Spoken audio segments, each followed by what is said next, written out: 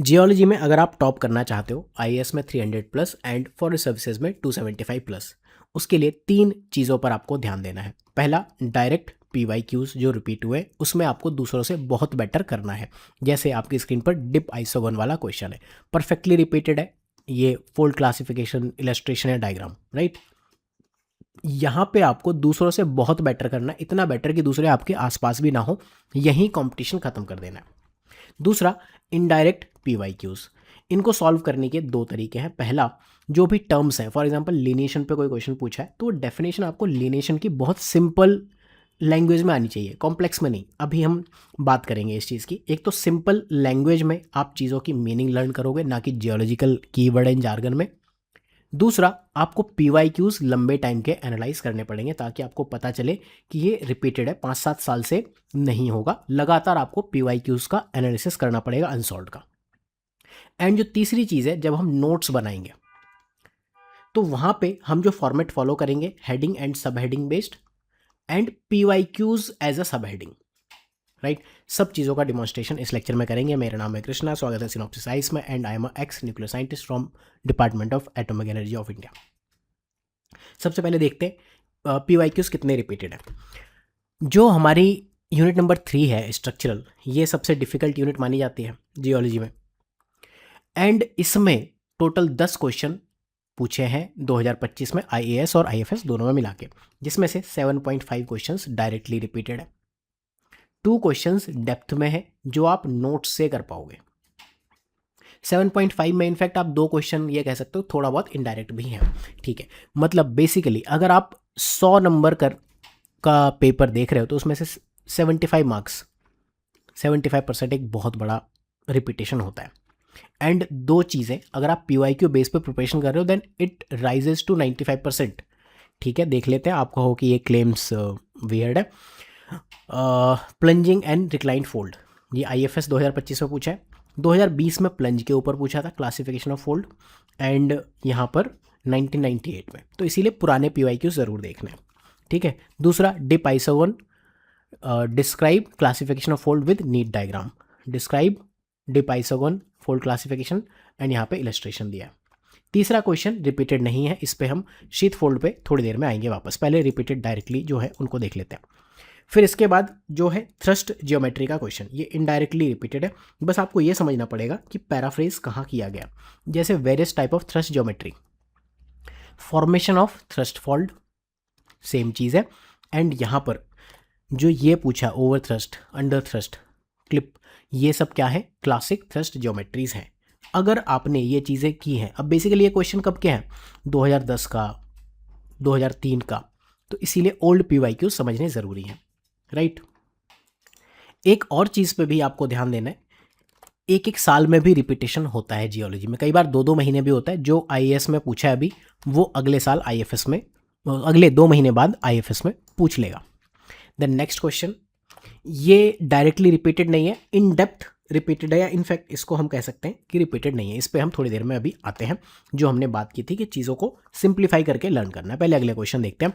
Joints वाला जो question है, डेफिनेशन डायरेक्टली रिपीट कर दिया, एंड यहाँ पर joints related to fold, joints develop during folding, ये वाला पार्ट रिपीटेड है।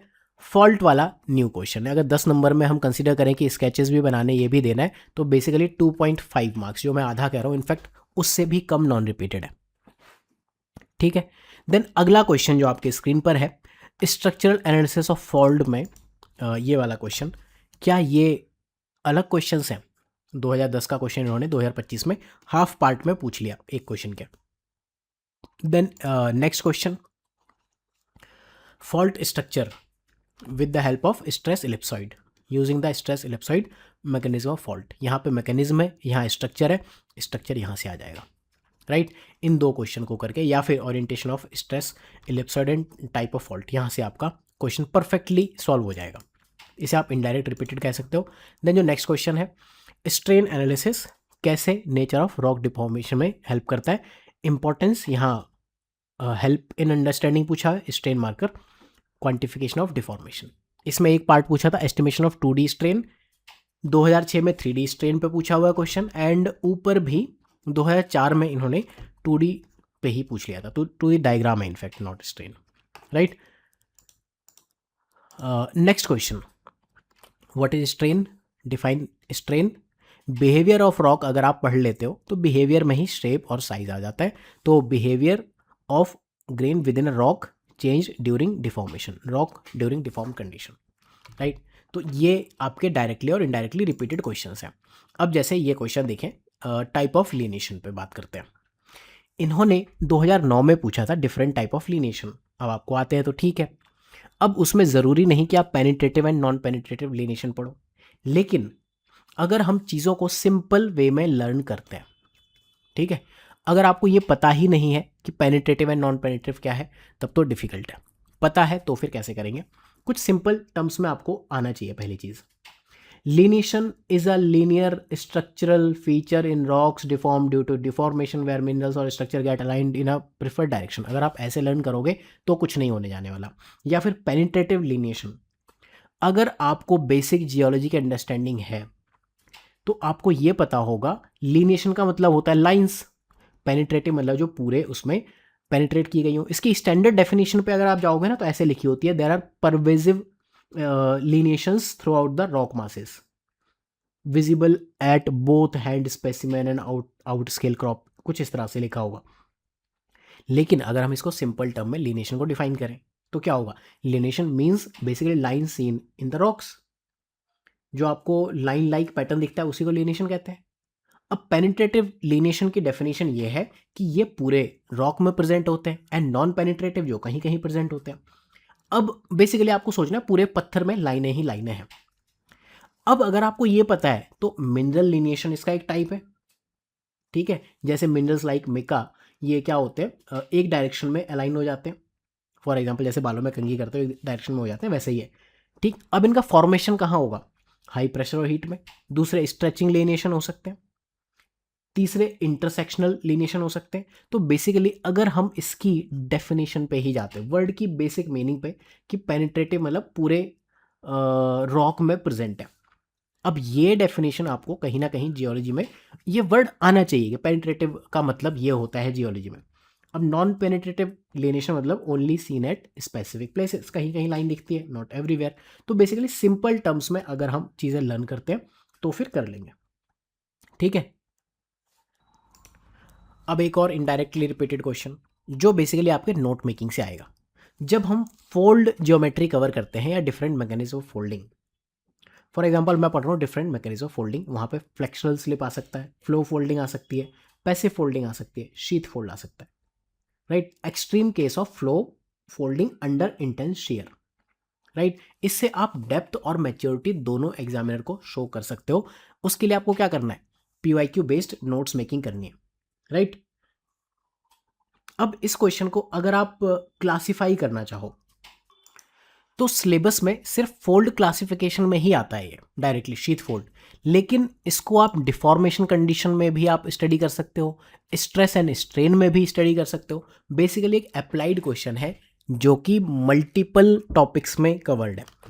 ऐसे क्वेश्चंस की एक खास बात होती है, ये मोस्टली 10 मार्कर होते हैं, ये आपको करने ही होते हैं अटेम्प्ट, बट अच्छी चीज़ ये है कि हर ऑप्शनल में इस तरह के क्वेश्चंस होते हैं जिनको आप बाउंसर कंसिडर करके छोड़ भी सकते हो सेफली। अब मैं आपको बताता हूँ नोट्स मेकिंग करते कैसे हैं। पहले तो कुछ हेडिंग सब हेडिंग आप माइंड में रखो। इंट्रो, अगर उसका कुछ बैकग्राउंड है तो, या ओरिजिन है। देन उसके बाद थिंकर्स क्या है, देन उसके बाद की कॉन्सेप्ट क्या है, उसके अंदर आपके टाइप आ सकते हैं, जो भी चीज़ें की कॉन्सेप्ट बेसिकली आइडिया क्या है। उसके बाद मेरिट, उसके बाद डीमेरिट, उसके बाद एप्लीकेशन, एप्लीकेशन में application in India and in world, then evaluation, then conclusion. इन हेडिंग्स में आप प्रिपेयर करोगे, प्लस जो PYQs में दिख रही है। अब नोट्स जब हैंड रिटन नोट्स होते हैं कैसे दिखते हैं, फॉर एग्जांपल मास मूवमेंट के नोट्स सिर्फ एक पेज में है, राइट। अब मान लो हमें वेदरिंग टॉपिक प्रिपेयर करना है, यहाँ एक क्वेश्चन पूछा है 2007 में, वेदरिंग एंड मास वेस्टिंग। तो मास वेस्टिंग या मास मूवमेंट एक ही चीज़ होती है। आप डेफिनेशन करते हो कि A.L. ब्लूम ने क्या कहा है, down slope movement of weathered rock under impact of gravity, ये कीवर्ड है। बेसिकली जो बाकी ट्रांसपोर्ट मीडियम है वो एब्सेंट है, जैसे विंड, वाटर, आइस वगैरह। अब AKFS का जो फॉर्मूला है ये आप कर सकते हो, DJ वार्ने ने 1978 में दिया था इसका एनालिसिस। मैं इसके बदले ये फिगर करना ज़्यादा ज़रूरी समझूंगा। जो बेसिकली कार्सन एंड किर्बी की है, 1972 में दिया है, right. Slide, flow and heave, ठीक है। ये स्लो लिखा हुआ है, ये स्लो है, स्लो से फास्ट है, देन ये वेट है यहाँ पर और ये ड्राई है, ठीक है। तो ये फिगर आपको लर्न करना चाहिए जब भी आपको लिखना हो मास मूवमेंट पे या मास वेस्टिंग पे क्वेश्चन, प्लस ये रेन और टेम्परेचर के साथ में। बस इससे ज़्यादा कुछ नहीं कर सकते आप। ये वाले फिगर इतने सिंपल वे में आपको करना चाहिए, फॉल स्लाइड, स्लम्प, टॉपल वगैरह, ठीक है। अब नेक्स्ट क्वेश्चन, ये आपके लैंडस्लाइड्स में भी काम आएगा। मास मूवमेंट ये जब भी आप करोगे तो लैंडस्लाइड के जितने भी क्वेश्चंस हैं, लैंडस्लाइड, रॉक स्लाइड, उन सब में आएगा, क्योंकि डिब्री ये सब लैंडस्लाइड ही है। बेसिकली मास मूवमेंट का दूसरा नाम लैंडस्लाइड है। अब वेदरिंग देखते हैं। वेदरिंग पे क्वेश्चन इन्होंने क्या पूछे हैं, ये कहा है discuss the statement giving suitable examples, physical weathering aids to effectiveness of chemical weathering. एक तो आप सोच के लिख सकते हो, दूसरा जो मैं आपको और बेटर वे में एक्सप्लेन कर सकता हूँ कि फिजिकल वेदरिंग बेसिकली ये जो फिगर है यहाँ देखो, MC मैकेनिकल ये वाला जोन है, strong mechanical, then moderate mechanical, then low mechanical. यहाँ पे मिक्सड है, ये लो केमिकल है, मॉडरेट केमिकल, स्ट्रॉन्ग केमिकल। इसने कहा फिजिकल वेदरिंग ऐड करती है to the effectiveness of chemical weathering. यहाँ पे वेरी लो केमिकल वेदरिंग है, ड्राई एरिया है और हॉट है। अब जैसे ही हम इस जोन में जा रहे हैं कि रेन भी बढ़ रही है एंड कोल्ड एरिया भी हो रहा है, यहाँ आप देखो फिजिकल वेदरिंग का रोल आने लगा। बेसिकली मॉडरेट केमिकल में आ गए आप, ये मिक्स जोन है। तो आपको ये वाला जोन हाईलाइट ज़रूर करना चाहिए कि फिजिकल वेदरिंग जब भी है तो केमिकल वेदरिंग के इफेक्ट को हाईलाइट करती है। इसके साथ अगर आप क्लाइमेट वाला ये कोई एंगल दे पाओ देन वेल एंड गुड, ठीक है। अब फिजिकल वेदरिंग ये सब कोई लिख देगा कि फिजिकल वेदरिंग क्या है, कि केमिकल वेदरिंग के लिए पहले चीज़ें ब्रेक कर देती है, एक्सप्लोरेशन कर देता है, उसमें नंबर बच्चों वाले मिलेंगे, राइट। ये तो हर कोई बता देगा कि एनिमल ने बरोइंग कर दी उसके बाद केमिकल वेदरिंग आसान हो जाएगी। बट अगर आप ये वाला डायग्राम बना देते हो, ठीक है, दिस वन, या फिर आप कार्सन एंड किर्बी का डायग्राम बना देते हो कि फिजिकल वेदरिंग से आपकी लैंडस्लाइड हो गई, ठीक है, अब उसके बाद केमिकल वेदरिंग अपना रोल प्ले करेगा। आप सोचो 10 नंबर के क्वेश्चन में आप कितना बड़ा एडवांटेज ले गए। आपने एग्जाम्पल्स भी दे दिए। अब ये कह रहा है describe weathering and it's type, तो वेदरिंग की डेफिनेशन आप बस ये है, BB पॉलिनोव या फिर आर्थर होम्स। सिर्फ एक टर्म मैंने रटी है, आर्थर होम्स, नो ट्रांसपोर्ट। ये कहते हैं वेदरिंग में कोई ट्रांसपोर्ट नहीं होता है, मास मूवमेंट ट्रांसपोर्ट होना ज़रूरी था, ठीक है। डेफिनेशन क्या है, disintegration of rocks in situ from massive to clastic, ये BB पॉलिनोव कहते हैं, रट लो। अब ये व्हाट इज वेदरिंग यहाँ पूछी है। अब टाइप ऑफ वेदरिंग पूछा है and physical process, physical and chemical weathering पूछी है। इसके बाद प्रोसेस पूछे हैं, फिजिकल एंड केमिकल यहाँ पूछी है, वेदरिंग एंड टाइप पूछे हैं, और ये क्वेश्चन थोड़ा सा अलग है, ठीक है।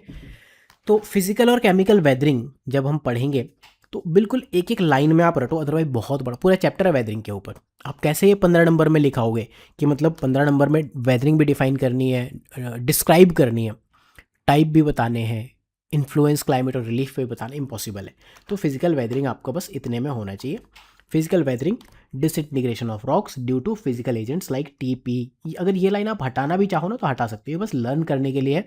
इसमें temperature, pressure, frost, rain, wind ये सब आते हैं, सॉल्ट, प्लांट, ये सब चीज़ें आती हैं। अब इसमें मैं सिर्फ एक लाइन में एग्जाम्पल रटूंगा। For example exfoliation due to temperature and wind, for example कनकेडोम रांची, मशरूम रॉक्स इससे बनती है। Pressure related unloading, sheeting, spalling and cambering, इस तरह से होता है। शीथिंग में शीथ निकल जाती है, यहाँ पे ये वाला पार्ट कट हो जाता है, कैम्बरिंग। इस तरह से अगर आप एक्सप्लेन कर सकते हो, दैट्स इट, हो गया। सिमिलर वे में आप एक एक लाइन में बताते हो कि shattering due to rainfall and heat होता है, कुछ एक दो एग्जांपल्स आप बता दो, ठीक। देन बायोकेमिकल वेदरिंग, जब टाइप की बात करेगा तो बायोकेमिकल वेदरिंग भी आती है। एंड केमिकल वेदरिंग डेफिनेशन क्या है, mineral react chemically with agent of chemical weathering like O2, rain water, CO2। अब जब हमें ये पता है CO2 आ गया तो यहाँ पे हम क्या कह सकते हैं, क्लाइमेट पे क्या इम्पैक्ट आएगा, ठीक है। तो कार्बोनाइजेशन में CO2 से रिएक्शन हो रही है। अब अगर ये क्वेश्चन पूछ रहा है कि क्लाइमेट पे क्या इम्पैक्ट है, तो बेसिकली CO2 रिड्यूस कर रहा है, राइट। रिवर्स हो गया, रिएक्शन विद ऑक्सीजन हो गया, तो हो सकता है कि कार्बन डाइऑक्साइड बन जाए। इतना इनफ है बेसिकली वेदरिंग के लिए। एक पेज आप केमिकल वेदरिंग के लिए लिखते हो, एक पेज मैकेनिकल या फिजिकल वेदरिंग के लिए। अब जब इन्होंने क्वेश्चन पूछा डिफरेंट प्रोसेस क्या है, तो प्रोसेस है thermal expansion, exfoliation, freeze thaw, disintegration, shattering, ये सब प्रोसेस है, राइट। तो PYQ बेस्ड नोट्स आप इस वे में करते हो। अब मान लो नया क्वेश्चन पूछ भी लिया कि क्लाइमेट और रिलीफ को कैसे इन्फ्लुएंस करता है। आपके नोट्स में एक चीज़ लिखी हुई है, ये मेरे नोट्स हैं जो बनाए हुए। सिग्निफिकेंस में वेदरिंग जोन बनाते हैं रेगोलिथ, ठीक है। रिलीफ में आप डायरेक्टली पॉइंट दे दोगे, इरोजन में आप रिलीफ बता दोगे, सरफेस लोअरिंग होती है, then landform evolution and modification, ये तो सीधे सीधे रिलीफ हो गए। एग्जाम्पल में आपके पास जैसे अभी कनकेड होम का था, बहुत सारे रिलीफ में बहुत सारे एग्जाम्पल आ जाएंगे। क्लाइमेट को कैसे इम्पैक्ट करता है वेदरिंग, ये समझने के लिए आपको ये समझना पड़ेगा वेदरिंग से होता क्या है, ठीक है। क्लाइमेट में क्या क्या आता है, मेनली मेन फीचर्स क्या है, टेम्परेचर आता है, पानी आता है, रेन वाटर वगैरह। मान लो वेदरिंग की वजह से एक पार्ट दूसरी जगह चला गया, दूसरी जगह फ्लड आ सकती है, ठीक है। वेदरिंग की वजह से लैंडस्लाइड हो सकती है, उसकी वजह से जो प्लेन एरियाज़ हैं वहाँ पे फ्लडिंग हो सकती है। ये एग्जांपल आप रिलेट करके दे सकते हो। दूसरा मैंने CO2 का आपको एग्जांपल बता दिया, ठीक है। तो जब हम सिंपल वे में चीज़ों को लर्न करते हैं तो जो नए क्वेश्चंस भी होते हैं वो भी हम कर ले जाते हैं। ऐसा नहीं कि अगर आपको क्लाइमेट का इम्पैक्ट नहीं आता तो ये 15 नंबर के क्वेश्चन में इसी पे आपका चला जाएगा, जनरल आप लिख सकते हो। WD थॉर्नबरी की थ्योरीज है क्लाइमेट का, एक वेजिटेशन का, ठीक है। Vegetation modifies the climate and in turns it modifies the vegetation.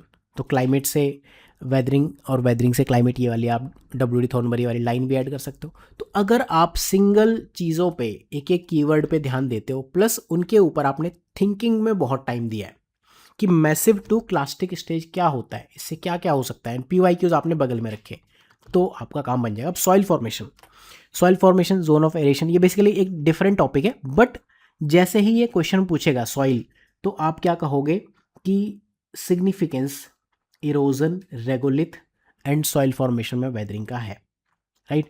तो आप हमेशा वेदरिंग को सॉइल फॉर्मेशन में लेके आओ।